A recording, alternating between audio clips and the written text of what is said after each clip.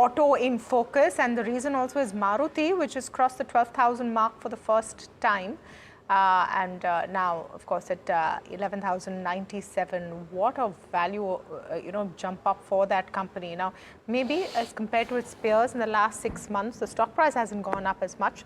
Part of that is because of the Tata Motors demerger news, which saw a huge rush there. But a great day today to speak with Shashank Srivastav, Senior Executive Officer, Marketing and Sales at Maruti Suzuki, to understand where the company is headed. Shashank, thank you so much for speaking with us today.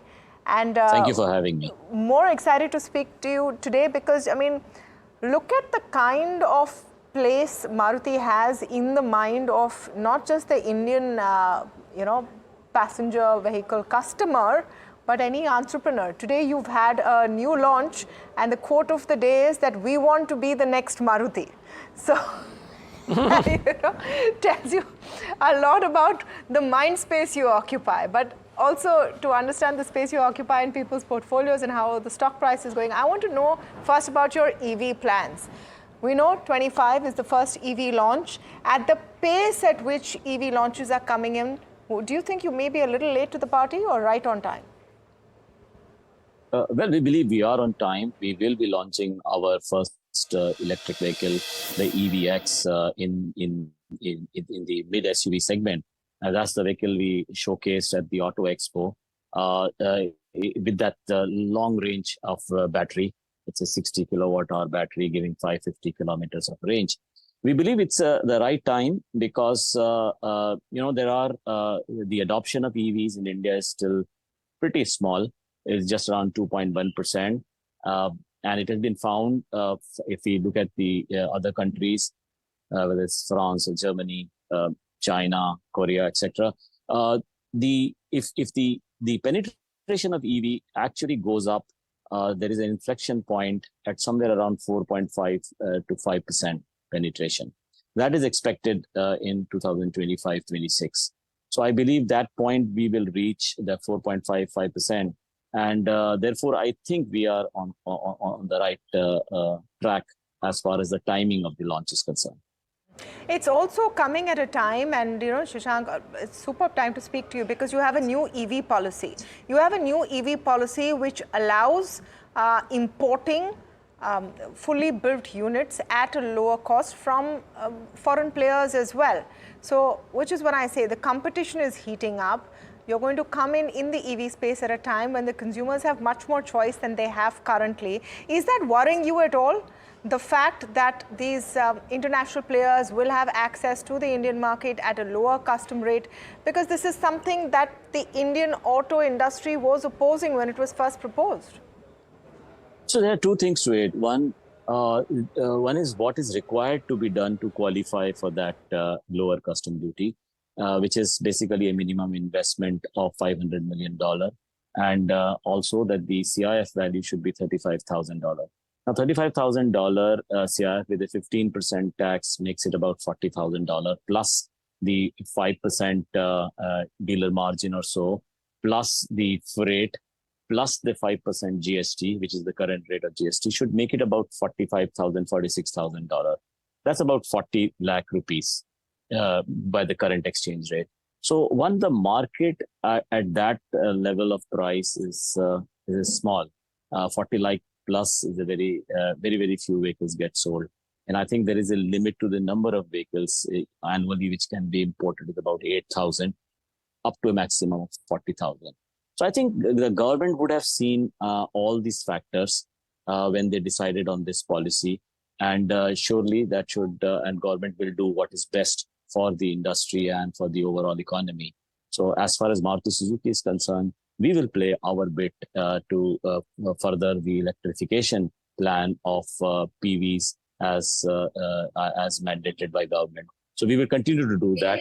And I think overall the government is in a best position to take measures which help the auto industry. Big a part of the pie do you think EV is going to be, Mr. Srivastav, in terms of your revenue share? Do you see it scaling up massively, or do you see it for at least the short to medium term as being just a niche offering?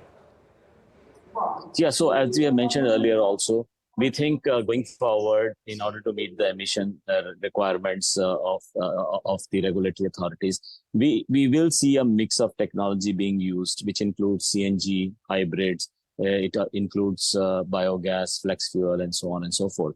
I just mentioned probably a 4.5% will be the penetration in 2026 or thereabouts. After which, yes, there should be an inflection point, and the adoption of EVs will increase substantially from there on. But our projections is that roughly in 2030, we will see in the industry passenger vehicles a adoption rate of about 20% or so. And as far as Maruti Suzuki is concerned, at that time, we will have a powertrain mix of about 15% EVs, 25% hybrid, and the rest a mix of gasoline, CNG, biogas, and flex fuel. Now, in the industry, that 20% translates into about 1.2 million cars a year.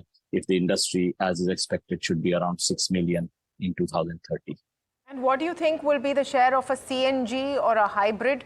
Because, I mean, EV sounds very exciting, it grabs the headline, but practically, I think all of these other options or alternate fuel options will also gather steam. Is that where the bet is for a Maruti? Absolutely. As I said, and all the technologies will coexist depending on the strategy followed by each manufacturer. For example, CNG at the moment is about 15% of the industry, but for Maruti Suzuki, 26% of our sales are CNG. And that's the reason why we have the lowest emission per vehicle in the industry. I mean, for the last so many years, this year is no different. CNG does help in that. And therefore, I think different technologies will exist. CNG already 15%. Hybrid, by the way, has got the same sales this year as the EVs, despite the fact that EVs are at 5% GST compared to a 43% GST for hybrid.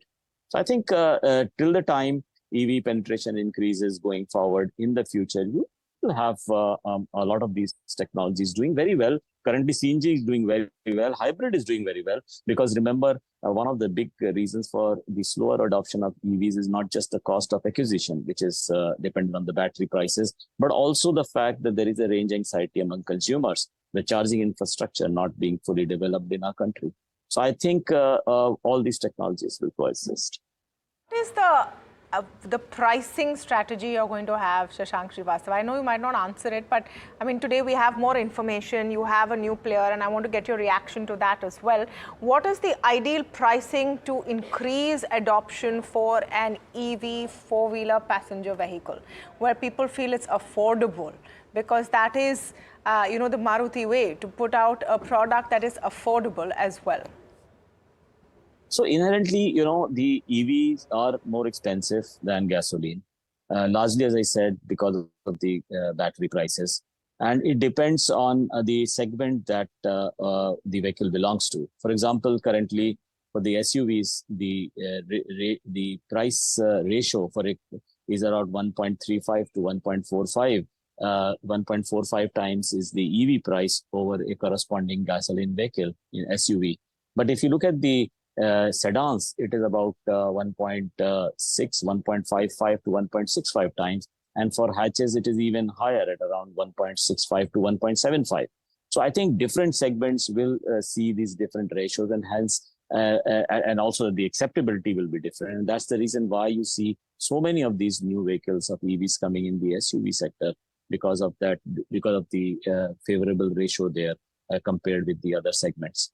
I think as we go along, it really depends on the battery prices. There is no one price which I can say this is the price point at which everybody will start accepting.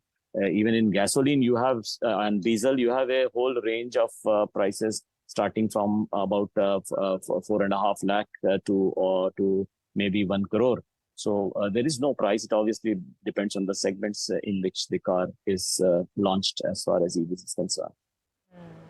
Absolutely. So no one price yet, but that's the big play that we need to watch out for as far as EVs are concerned in the Maruti play. Yep. Mr. Srivastava, Neeraj here. Just one question really on the broader strategy for calendar year 24, considering the fact that commodity costs are coming back from the depths that they reached, somewhere in the end of last quarter of calendar year 23. Could it be a year that could be marred by some challenges on the operational metrics, or will you be able to kind of manage this? Yeah, so last year we had the first half. If you go with the calendar year, the first half was a challenge in terms of the supply, because we had the semiconductor supply constraint situation. Supplies were affected, but we got over that constraint, in the industry got over that constraint in July of last year. I think going forward in this year, we do not see those constraints of supply. As far as commodities prices is concerned, it's very, very important. We watch it very closely. As you know, for any auto OEM, 75 to 77% of their cost structure is material cost, which is completely dependent on commodity prices, especially if you see copper, aluminium, precious metals, steel. In the last few quarters, as you rightly pointed out, the commodity prices were rather benign, and steel prices, though, had there was some volatility and spiking up a little bit.